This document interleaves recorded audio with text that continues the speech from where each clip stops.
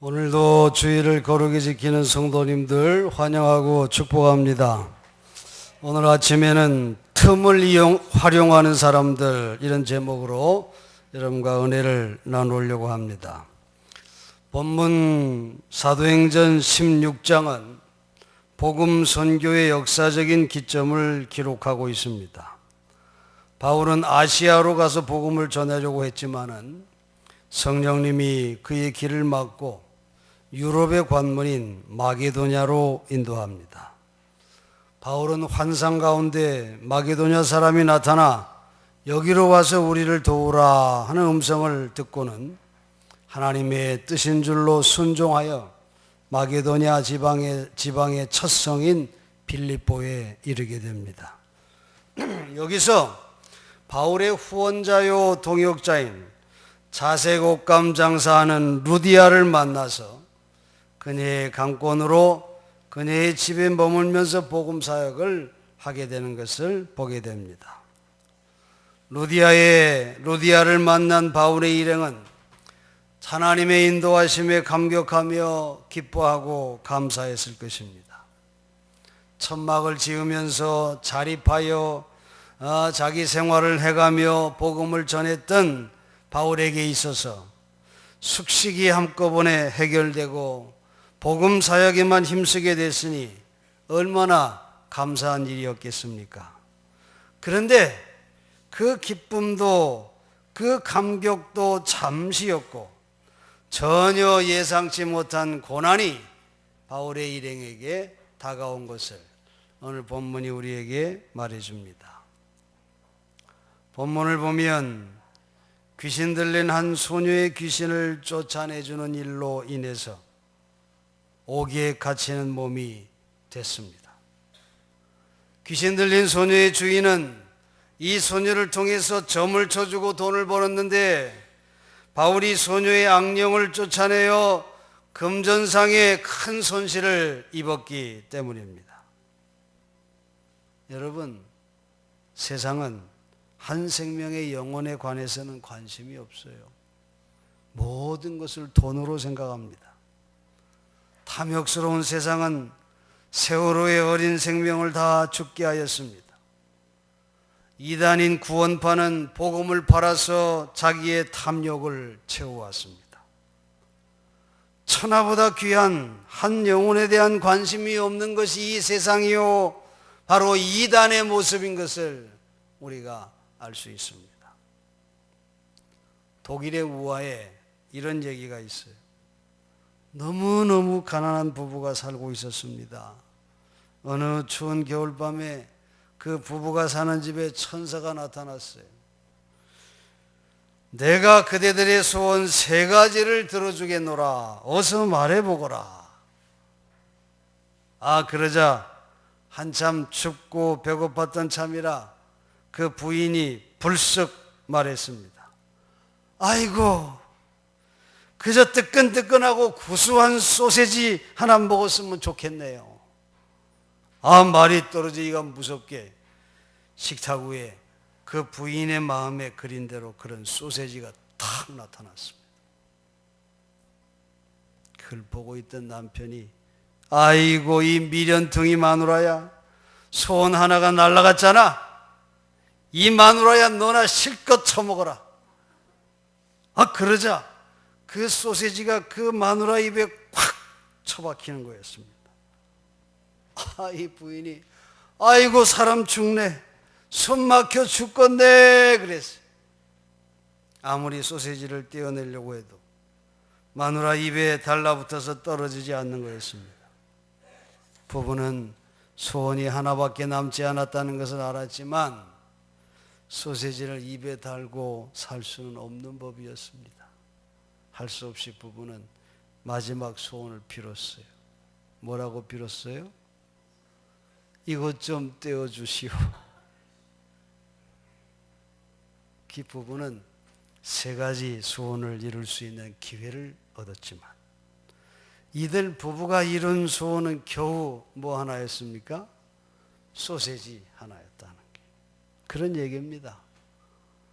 그저 먹고 사는 것이 전부요, 물질이 전부인 삶이 얼마나 어리석고 불행한 삶인지를 우리가 알 수 있지요.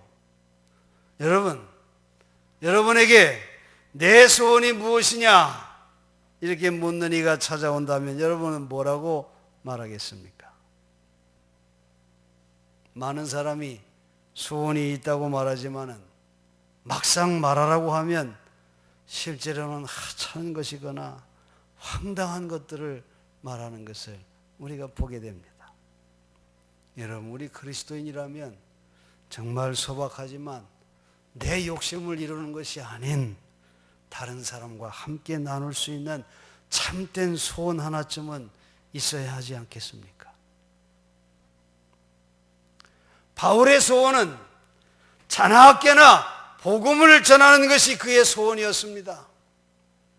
옥에 갇힌 바울과 실라를 보세요. 아마 우리 같았으면 하나님을 원망했을 겁니다.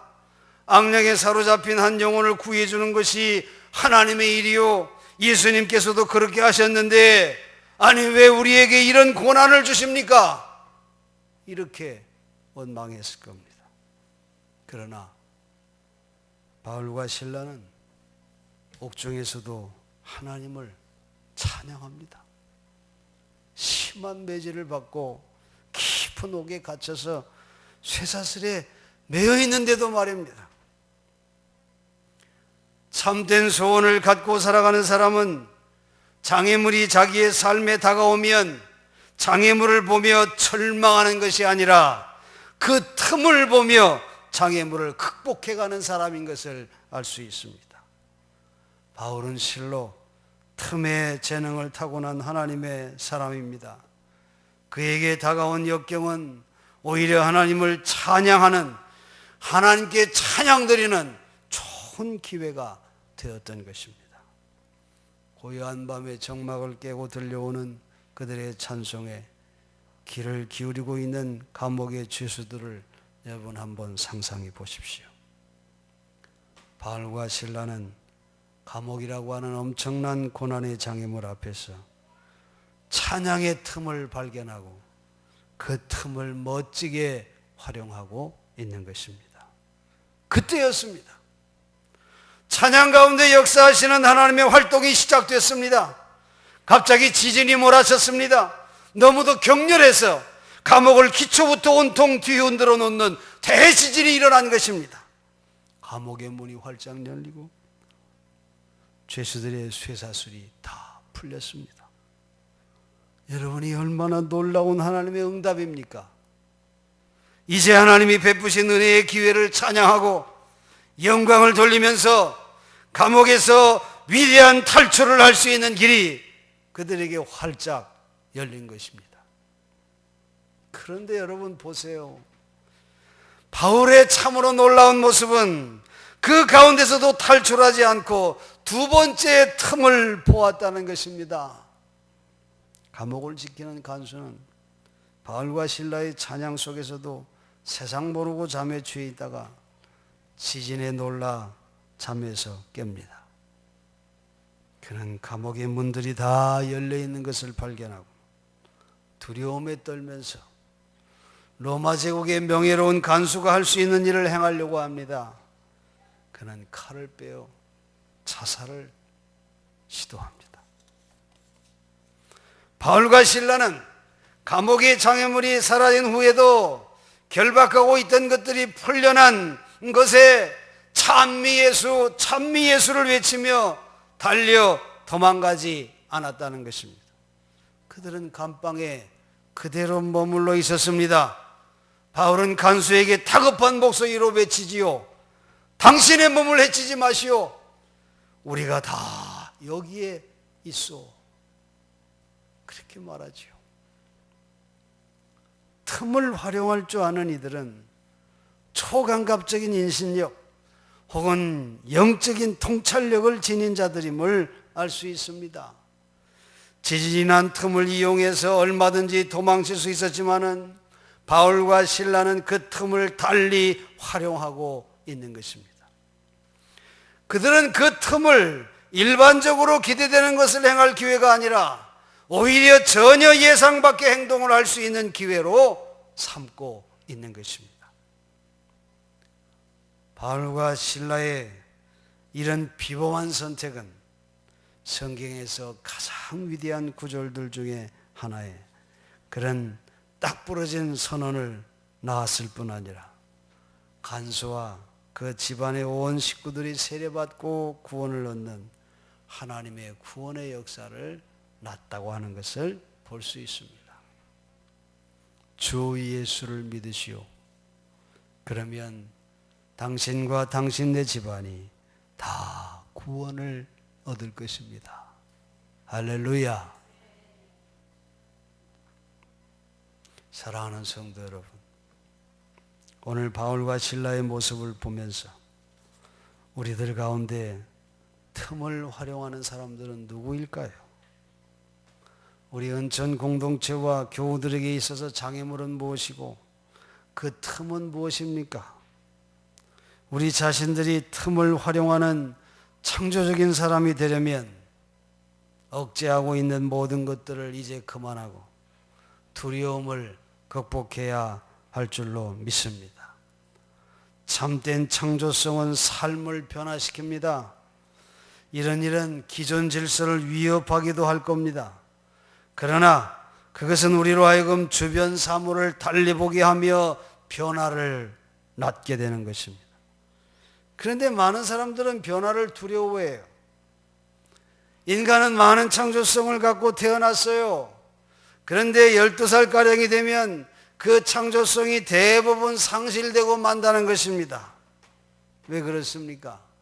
세상은 우리에게서 나오는 창조성을 혹평합니다. 그리고 우리의 상상력으로부터 나오는 것은 진실이 아니고 환상적인 것에 불과한 것이라고 우리 선생들과 부모님들은 말합니다. 어른들은 사실을 좋아합니다. 현실적인 것을 좋아해요. 왜냐하면 사실들은 제한되어 있기 때문에 많은 위험들을 방지할 수가 있기 때문에 그렇습니다. 그러나 여러분, 상상적인 것이 실제적인 것보다 더 진실하다고 하는 것을 우리가 생각해 볼 수 있습니다. 진리와 마찬가지로 상상력은 무한하기 때문에 그렇습니다. 그래서 사람들은 상상력을 두려워하는 거예요. 캔자스 시티에 있는 부활의 교회는 미국에서 가장 빨리 성장하는 연합감리교회로 떠오르고 있습니다. 이 부활의 교회는 틈을 활용하는 대담함을 보여주었습니다. 이 교회는 성공할 가능성이 전혀 없어 보이는 장소인 그 지역에 장례회관을 빌려 개척을 했어요. 지금은 매주일마다 6차례나 예배를 드리는데도 집회 장소는 그 급속도의 성장과 거의 보조를 맞추기 어려울 정도로 비좁은 장소에서 예배를 드리고 있습니다. 담임 목사인 아담 해밀턴은 이렇게 회상합니다. 예수께서 죽음으로부터 부활하셨고 우리는 죽음을 두려워하지 않기 때문에 우리는 남들이 꺼리는 장례회관에서 예배하는 것을 조금도 두려워하지 않는다는 것을 세상 사람들에게 알리고 싶었습니다. 이 빌립보의 감옥과 부활의 교회의 장례회관은 성공할 가망이 없어 보이는 장소들이지만은 우리가 생각하기 따라서는 얼마든지 훌륭한 찬양의 틈으로 활용할 수 있다는 것입니다. 틈으로 뛰어드는 이 복음 전도의 전략은 놀라운 하나님의 역사를 나타내고 있는 것입니다. 사랑하는 성도 여러분, 우리 은천교회도 이 틈을 활용하는 놀라운 창조력과 권능을 소유하는 교회가 되기를 간절히 원합니다. 여러분, 누가 이렇게 틈을 활용하는 자들이 될 수 있겠습니까? 이 놀라운 창조력과 권능은 어디에서 오는 겁니까? 이런 삶의 열쇠는 바로 성령인 것을 우리가 기억해야 합니다. 성령 충만한 받기 이전에 바울과 실라는 틈을 이용하는 자들이 아니라 그저 떠도는 표류자들이었습니다. 우리가 아는 것처럼 바울은 하나님의 이름으로 하나님의 백성들을 핍박하는 그런 사람이었습니다. 교만과 아집으로 하나님의 뜻을 모른 채 끝없이 표류하는 그런 인생이었습니다. 그러나 부활의 주님을 만나 성령 충만함을 받고 변화된 바울은 이렇게 틈을 활용하는 멋진 하나님의 사람이 된 것을 우리가 알 수 있습니다. 여러분, 목회는 목사와 사역자들의 전유물이 아닙니다. 성령의 인도함을 받은 목회가 교회 사역자들만을 통해서 가능하다고 하는 그런 권위적이고 편협한 사고를 교회는 버려야 하는 것입니다. 교회와 신앙생활에 있어서의 고정관념도 과감하게 버려야 하는 것입니다. 교회 안에서는 틈을 활용할 수 있는 잠재력을 가진 사람들이 많이 있어요. 그들에게 성령 충만의 역사가 나타나서 참으로 하나님이 기뻐하시는 그런 복음 전도 사역의 열매를 거두는 교회로 쓰임받아 할 줄로 믿습니다. 나는 죽고 내 안에 예수가 살아서 십자가만을 자랑하는 복음의 사람은 어떤 장애물이 나타나도 그 가운데서도 복음을 전할 수 있는 틈을 찾아서 하나님의 역사를 창조해 나갈 수가 있다고 하는 것입니다.